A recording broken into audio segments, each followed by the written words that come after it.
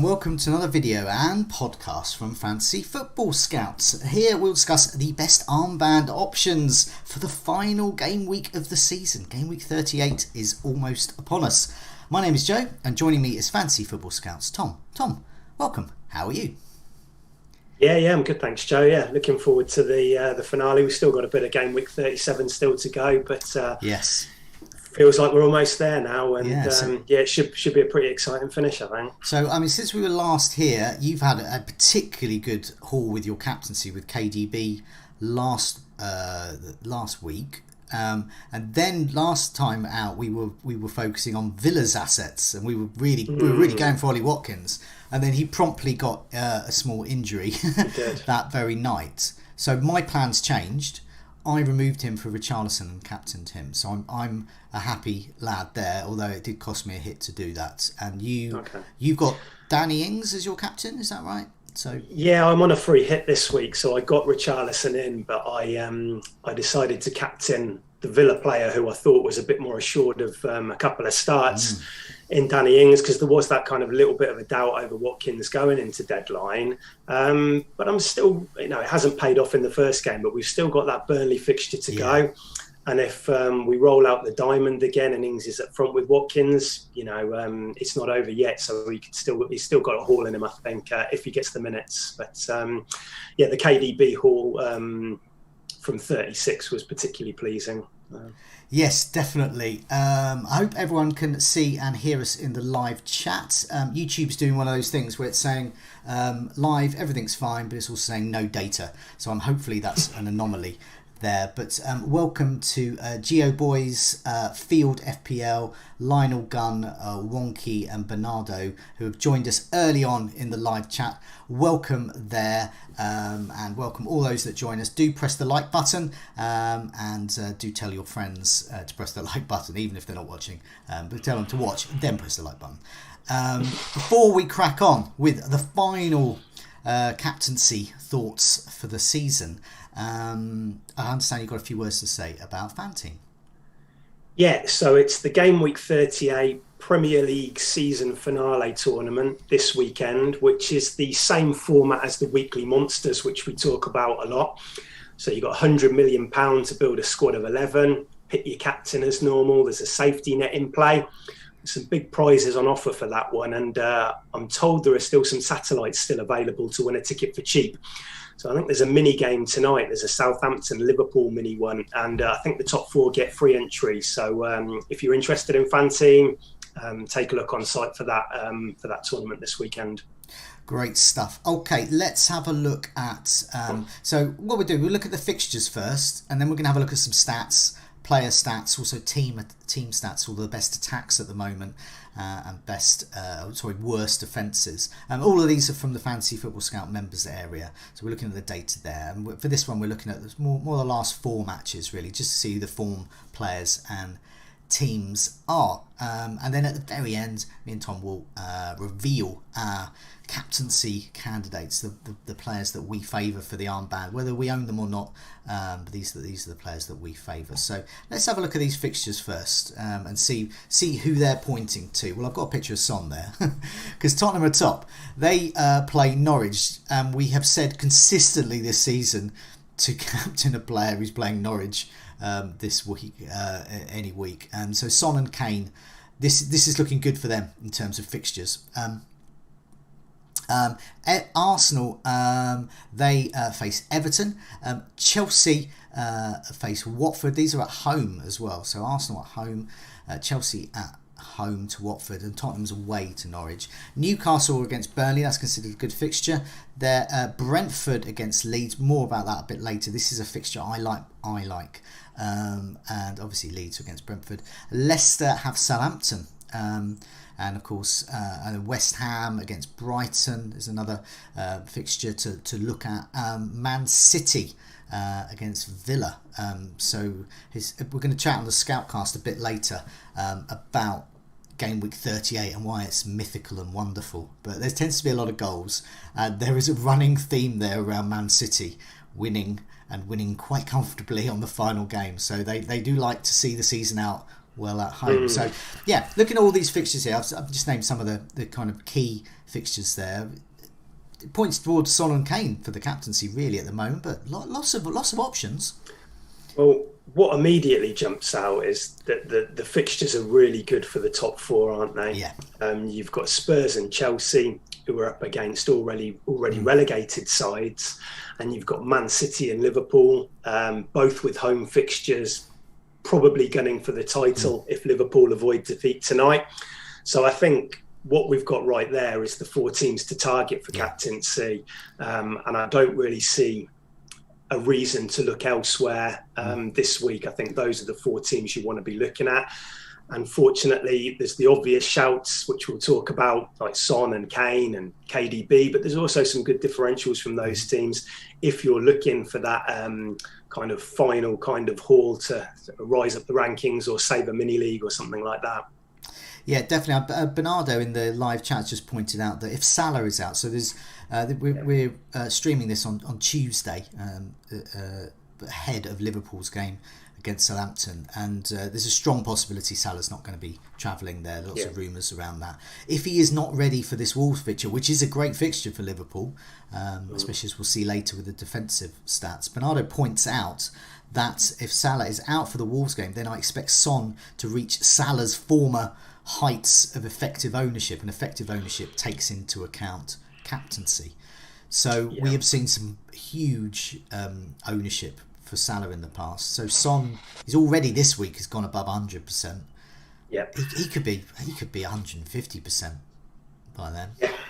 Yeah, it'll take. It's going to be a brave call to go against him, but it's that stage of the season where people might just be willing to do that. And he's got a certain teammate who has also got a final day haul in him as well. Yes. I've traditionally captained Harry Kane in the final day because I know he'll play. And he's pretty much got me a return. I think either a spectacular return like that Leicester game where a lot of us got over 100 points on the final day, but also I think it was just last year, I think it was against Palace, just got a goal. Bonus 9 points. Lovely. He's actually got 48 points in his last 4 Gameweek 38 appearances. Hello, that's a stat. So he's averaging 12 points per game on the final day, and I think he presents a good opportunity for those chasing this weekend. A bit like that KDB Gameweek 36 haul where most went to Salah. If you're in that position where you're chasing, I think Kane is the obvious candidate this week, but Son obviously looks fantastic as well, doesn't he? Chasing the golden boot. Unfortunate not to return at the weekend, but he's in such a good moment. And this fixture ticks all the boxes for captaincy, doesn't it? Because you've got them chasing down that Champions League spot. Norwich, we'll see on the defensive numbers, they're going to give up chances. I find it really hard to see Tottenham not scoring at least 2 or 3 in this game. And the lovely thing about Tottenham is that when they do score, we can generally predict who will be involved in those goals. So loads to like with both of those options. On set pieces, on corner duty. If you see Harry Kane scored or won a penalty, chances are Son has assisted. If you see Son has got a goal, chances are Harry Kane made that for him. So so what you're essentially sort of betting against in terms of the captaincy there, if you go for Kane, you are hoping he significantly outscores Son, which is probably unlikely. If he scores a lot, chances are Son has assisted him.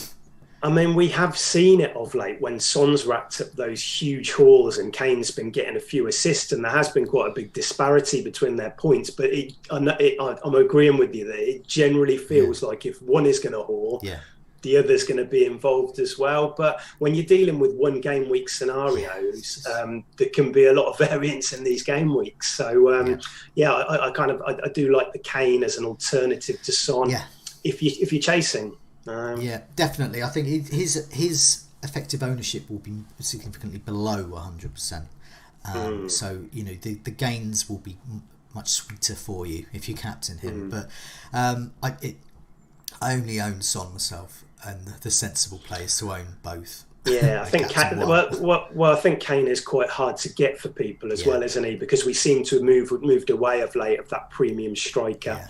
So I think that if Salah is confirmed out this weekend, or there's doubts around his minutes, then I think Son's ownership will rise. It's going to be absolutely huge. Yeah. So let's have a look at some player stats. These are expected goal involvement. I've sorted this by. I usually do about 10. I usually stop at 10, but the ones that were sort of 11, 12, 13th or so were all so similar in terms of expected goal involvement, and they contained a lot of players that look good captaincy shouts, I thought. So these show us that Kane is the king of the expected goal involvement over the last 4. He's expected to be involved in just over 4 goals. That's clearly above all the others. The next best is Welbeck at Brighton. There are 3 Brighton players in the top 10, which I'm pleased to see. Welbeck, Jesus, well over 3 goals, nearly 4 goals for them.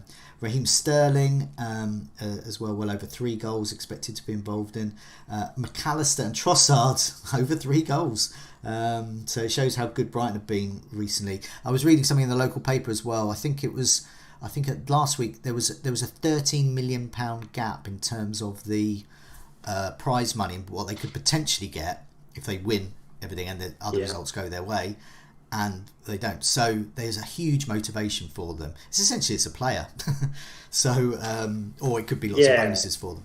It's an aspect which a lot of people don't talk about, do they? They talk about no motivation without realising the ramifications of finishing between a couple of positions. Yeah. So it does feel like there's always something to play for. I think they're 10th at the moment, so they want to maintain that top half of the table and push on further as much as they can. So you never know there. Next we've got Fernandes at Manchester United, just over 3 expected goal involvement. Then Son.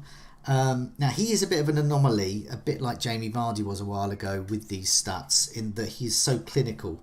But he's created 13 chances. So he's had 8 shots inside the box. And his expected goal involvement is just under 3, so that shows how accurate and how good he is. Cornet at Burnley is next, and then you've got Watkins. All these are sort of over 2 expected goal involvement of about 2.5. Then you've got Richarlison. So these are sort of also rounds. Then you've got Kevin De Bruyne. His expected goal involvement is 2.45. But he's created 15 chances, which is way more than anyone else on our list. So that says to me he could be a good option. Jamie Vardy, 12 shots inside the box. And then Tony, 12 shots inside the box once again. And then Bowen. Why have we all ignored Bowen for the last few weeks?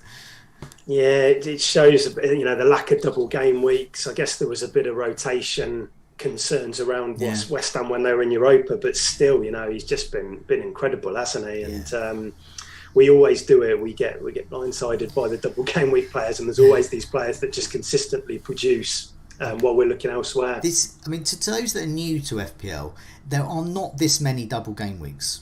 No. And I can only remember a significant number when there's been snow.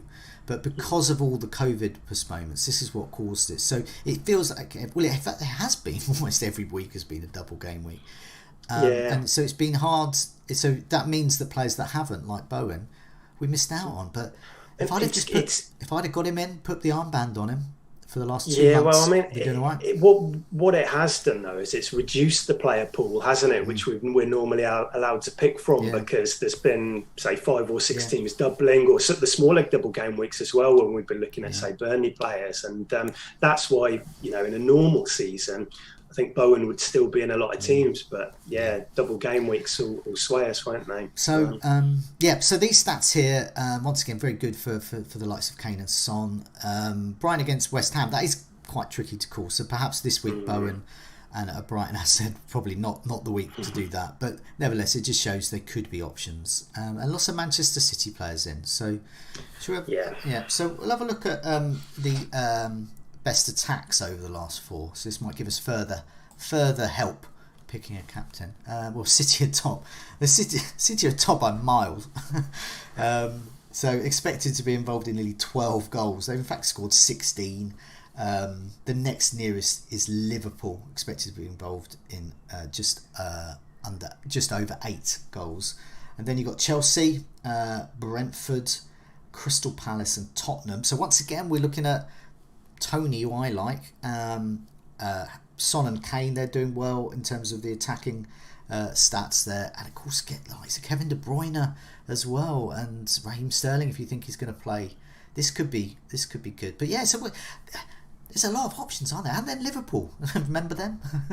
Yeah, no, exactly. I mean, I think that City, I think they're going to have to go on the attack a little bit more than usual because they've got defensive problems. You probably wouldn't back them to keep a clean sheet with the current personnel available to them. So that, if they're really going to go for it, then players like De Bruyne, who has so many routes to points, he's a good alternative to that Spurs duo this week. I think he's got 20 attacking returns in his last 19 games, De Bruyne. He's third on the captain poll at the moment, behind the Spurs players. So, yeah, again, I'm never going to say De Bruyne is a bad option in a home game where they need goals. So there's De Bruyne there. If you're looking at Liverpool, we need to assess it after tonight's game, don't we, to see where the players are at. I think they'll go strong against Wolves. I think they'll use it to prepare for the Champions League final. But if Salah's out, then a few differential options might come to the fore a little bit, like a Mane or something like that. Again, for those people who are chasing, who are looking to roll the dice. Former Wolves man. Yeah, Diaz as well. There's a few players in there. So, there's plenty of options. And Chelsea as well, on that list. They play on Thursday. Yeah. So I think, again, we're going to need to see that game. They have already qualified for the Champions League now after last night's result. So that isn't ideal. You ideally want something to be played to really be on the line, really. But I like Reece James as a bit of a differential shout this week. Watford, it seemed to me against Leicester that they've already thrown the towel in a little bit. They kind of capitulated against them. And I like James because I think there's clean sheet potential. Watford don't score many goals under Roy Hodgson. No. They've also conceded more chances and more crosses down their left flank than any other side under him. Okay. So that is just making me think that James is ticking a lot of boxes in terms of opposition weaknesses, just in terms of the opponents in general. But again, I can't really recommend him until we've seen what minutes he gets on Thursday. Because if he gets 90 minutes and that, there's going to be that nagging doubt going into the weekend. It is. It's a home game. So I always favour, although this week I do like the Spurs assets who are away, but usually this final game it's that last chance. So you tend to think they're going to put their strongest side out. It's saying goodbye to the fans, the home fans, and so it's very rare you get rotation to that scale. But if they're away, their final game, then that's more likely to be rotation. But I think they're going to. I think Rudiger's going to play. I think Reece James is going to play. They're players that are departing. Will get minutes. But I think the likes of Rudiger has been he's coming out with lots of comments praising the manager this week. So I mean, which says there could be obviously extra clean sheet potential for James. But we know James has got a 20-point haul in him. We know that. Well, that's it. I mean, he got a haul at Leeds, didn't he? But it could have been a lot more. He came close to one or two more attacking returns in that one. And Mason Mount as well. He's just been a flat track bully against the bottom six sides this year. I think he's got 10 goals in 9 starts against the bottom six. So again, Mount, it feels punty for the captaincy, but this is a fixture which they could do well in. He's in Fantasy Football Scout's sort of bus team for Gameweek38 Mounts, and as you said, this is his kind of game. Let's have a look at defences. So far we're eyeing up Spurs. So we want Norwich to be near the top of this, which is the worst defences one.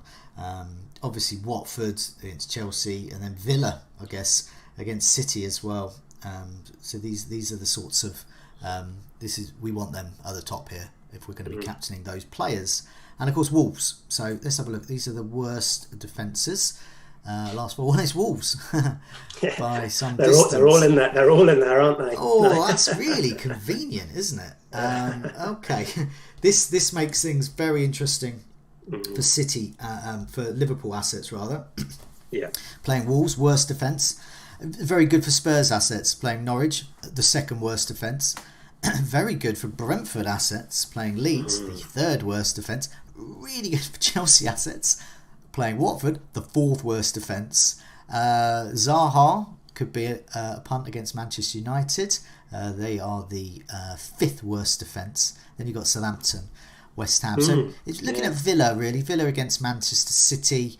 They're sort of mid-table when it comes to their defence, but I just do think that Man City at home, final game, they're going to want to go out in style, I think. And I'm not sure Villa. I know you're a Villa fan, so do you think Villa can withstand the likes of a rampant City at home? No, I don't. I think they will score goals past us, but I do think that the other fixtures are maybe a little. Look, I think defensively we're better than those teams. Their Wolves have just fallen off a cliff recently. Norwich and Watford are already down. I think those are the three more appealing fixtures. But I think it's hard to say any team are going to shut out City, and so I would still expect them to score 2 or 3 past us at the weekend, I think. Okay, well that's good news for me because I've got KDB and I'm a new owner. I got him last week. He got me a blank last week, so I want him to go out in style. All assisted by Cancelo, hopefully. So you're quite keen on or bullish on Tony, aren't you? This week, I am. Well, because I'll explain it. Well, let's put our picks up, and then you can go through your picks, and then I'll talk a bit about Tony and why I like him because it's partly to do with sort of news and there's just a feeling about the particular fixture and Brentford being at home. But let's put our picks up and then you go through yours. So who are your top 3 picks in order for the captaincy? So number 1 pick is Son at the moment, going for the golden boot. Be very surprised if Spurs don't score 2 or 3 in this one. If they do, you'd expect him to be involved. And for the reasons we spoke about earlier, this is one of the very best fixtures. Number 2 is Kane. I think he's a great option if you're looking to chase. If you want to go for an alternative, and he's got that great record on the final day over the past 4. So I think there's a lot to like about that one. You can tell that's the fixture that I'm looking at it, despite being away. If you're looking for a home player, I like De Bruyne, loads of routes to points, everything goes through him in that City side. And I think if for a differential, after I can't say for definite yet, let's see Thursday's game, but I do like Reece James for a really last day punt on a player who has already shown this season he's got that kind of huge haul in him. So that's where I'm at the moment. Haven't mentioned Leicester assets at all. I know Southampton were quite high on that table.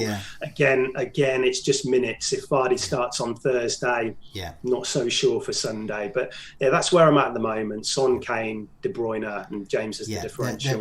When we saw the team sheets with Leicester, and you saw Schmeichel has been benched, and it looks like he's going to be benched again for this next game, or maybe the finale. I don't know. No, I think the quotes. When they got knocked out of Europe, Rodgers said, I think, that Ward would start a couple of games and Schmeichel would start 3, but Ward was actually injured for one of the games which he was penciled in for. And I'm pretty sure there was an article on The Athletic, which has run over the past couple of days, which suggested Schmeichel would start the final 2 now. I can't say that for definite. My assumption was that Ward had another game. Well, he might do, but it wasn't one of the ones which originally was put aside for him. But if you are going to get one, it might be that final day rather than sticking him in for the Chelsea game. So I just sort of highlighted that to say the Leicester team sheet is still tricky to predict. Exactly, But they're 3 great options. There's merit in all of them, and it's going to depend on your attitude to risk, effective ownership, whether you favour Spurs against Norwich, whether you think KDB is going to haul against Villa. Good options there. So, I'm not going to repeat you with Son is my top choice too. I own him. And so I'm slightly biased there. If I owned Kane, I might say Kane, but I probably would still say Son because Son consistently outscores Kane. He's a midfielder. He simply gets more points. I don't think Norwich will score, so he'll get that extra point there. He gets more points for a goal, and we know how he likes to score, and he's going for the golden boot. So there is an off chance. I know it's slimmest of chance that Harry Kane will give up perhaps a second penalty to Son. Yeah, But if they were 3 or 4 up, then you could see it more, couldn't you? If it's 0-0, he's not. I don't think he's given that pen away. It's happened before with Frank Lampard to Didier Drogba when he was going for the Golden Boot. Yeah, okay. So, once again, it's a slim possibility because we also know how Harry Kane will crawl across shards of glass in order to claim any goal, even if he's got a whiff of that goal. So it's very unlikely. So that's another good strike. Good kind of move for Kane there. KDB I won't repeat there, but he's my third choice. So Son first, KDB my third choice. My second choice is actually Tony. So Tony above KDB, and that's because on the final day I'm the sort of manager who gets sort of swayed more by emotion than. So in previous seasons I don't think I quite captained, but I definitely got in David Silva for his final game. I got in and captained Aguero for that game against QPR. I didn't know he was going to score the winning goal, but I got him because I wanted City's main striker in a game they had to score in. I liked the narrative of that, and I like the narrative with Tony here. Brentford, cast your mind back to Brentford against Arsenal. Newly promoted Brentford, you think, oh, a bunch of kids are going to come up, and they absolutely steamrolled Arsenal. I mean, and they've done it before with teams this season. Eriksen has transformed them. If they're going to score, if they're one of the teams where I just think, who's got that goal? Chances are it's probably Tony. So I think he's a good pick there. There's beef here. There's Yorkshire beef in this. Now, back in the Championship days, Leeds and Brentford were rivals for promotion. Leeds got automatic promotion, I believe, this particular season. Brentford lost in the playoffs in the end. But then Liam Cooper and Stuart Dallas of Leeds posted up a video of them basically mocking the Brentford manager. And there was lots of chanting of "Mind the Gap, Thomas Frank" and things like that, which I'm Tony has found that tweet and he has reposted it a week or so ago with one of those little eye things. So I'm looking at this. So there's beef there, and he wants to exploit that, and it's final home game for could send them down. Highly attacking side against a poor defence, and he's just going to go for it. So that's why I like Tony. I like the narrative of that. So if you're more of a heart than a head manager, go for that. Well, there's usually one on the last day, isn't there? Which comes out of nowhere, who delivers this huge haul. Was it maybe 4-0 or somebody last year? But there's normally one, and a Tony or an Eriksen. It could be Lukaku, one of those guys. A West Brom era Lukaku. We haven't mentioned. Manchester United? It's 5-5-5-all. 5-5-5. Yeah, absolutely epic last day. And there's been quite a few. There's an article just gone up on site looking at the final day of the season and if there's been more goals on it. And over the past, I think in the last 6 seasons, there's been over 30 goals on each of the last days. So it does have a slight bump. The defensive shackles are off a little bit for a few teams, and so there's normally a player which comes out of nowhere, and maybe that Brentford fixture is one to look at. I mean, Leeds don't keep clean sheets, do they? So there's going to be at least 1 or 2 goals there. J77 Lag in the live chat points out Zaha against United. I think we mentioned that earlier, and that's another one for the heart, not the head manager. Former Manchester United player. Zaha against possibly the worst Manchester United side we're gonna have seen since the 70s or early 80s, and may never see again. They might be better for forevermore. But so this is it. This is his chance.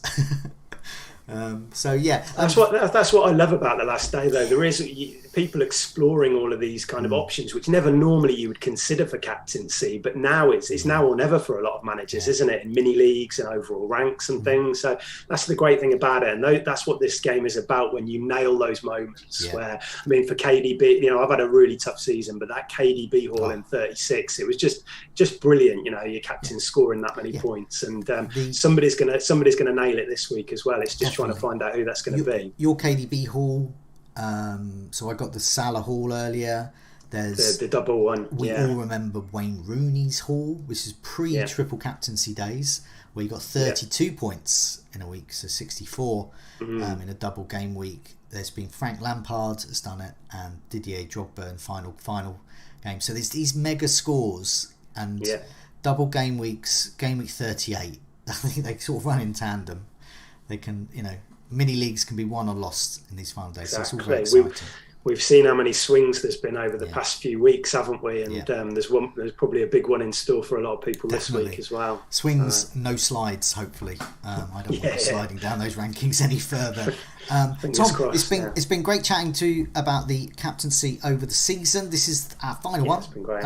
Game 38. I think all being well, we'll be back next season for 38 more captaincy calls, and hopefully we'll do better than we have done at some points this season, and hopefully there'll be more KDB and Salah hauls in us yet. Tom, thanks for that. Thanks for everyone who's joined us over the season. Thanks for everyone who has joined us in the live chat.